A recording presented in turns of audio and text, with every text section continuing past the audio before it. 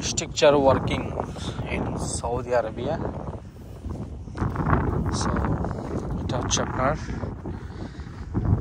Handrail বলে আর কি, যেসব স্ট্রাকচার প্লান্টগুলো আপনাদেরকে দেখাইছি এর আগে। তো এইসবের ভিতরে এগুলো হ্যান্ডরেলিংয়ের কাজে ব্যবহৃত হয়, মানে সুরক্ষিতর জন্য আর কি। প্ল্যাটফর্মগুলো মেকিং করে যেগুলো, ওইগুলোর পরবর্তীতে আপনাদের একটা সুরক্ষিতর জন্য সাইট, যেটা আমরা ব্যারিকেড দেই আর কি। বাংলাদেশে যেরকম সাদে সাইটে ব্যারিকেড থাকে ওইগুলো আর কি। এগুলো হচ্ছে স্ট্রাকচার হ্যান্ডরেল।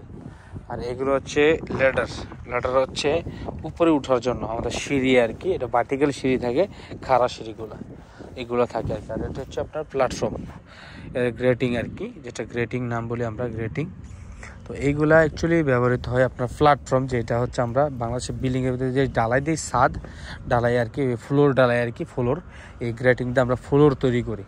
অথবা আমার আগের ভিডিওগুলোতে দেখছেন আপনারা ফ্লোরের ভিতরে দাঁড়িয়ে থেকে ভিডিও করার জন্য আর কি দেখছেন অনেক বাজে। তো এইগুলো হচ্ছে ফ্লোর আর কি, ফ্লোরে থাকে এগুলা, ফ্লোর বানায়, উপরে স্ট্রাকচার থাকে, ওইটার ভিতরে আমরা ফ্লোর তৈরি করে তার পরবর্তীতে এটার ভিতরে আমরা থাকি আর কি, দাঁড়িয়ে থাকি, কাজকাম করি।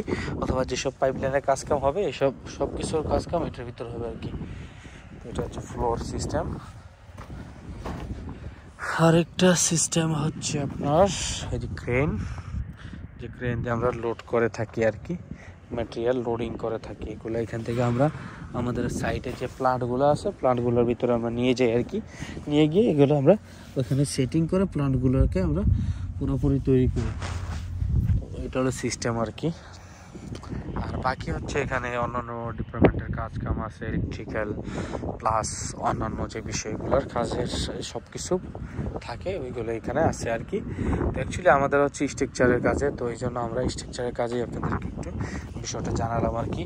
আর এইগুলো হচ্ছে আপনার ফেব্রিকেশনের জন্য। ফেব্রিকেশন হচ্ছে একটা জিনিস যে এইগুলো কাটার পরবর্তীতে লাগানোর পর দেখা যাচ্ছে কিছু একটা পাইপ এগুলোর উপর দিয়ে যাইতেছে, হোল করে ঢুকাইতেছে, হোল করার পরবর্তীতে টিউব লাগানো হয় চারো সাইড দিয়ে, যেন কোনো মানুষের পা অথবা পিছনের নিচে না পড়ে আর কি, অথবা হোল যেই গর্তটা থাকে বানায় ওটার ভিতরে যেন না যায় আর কি।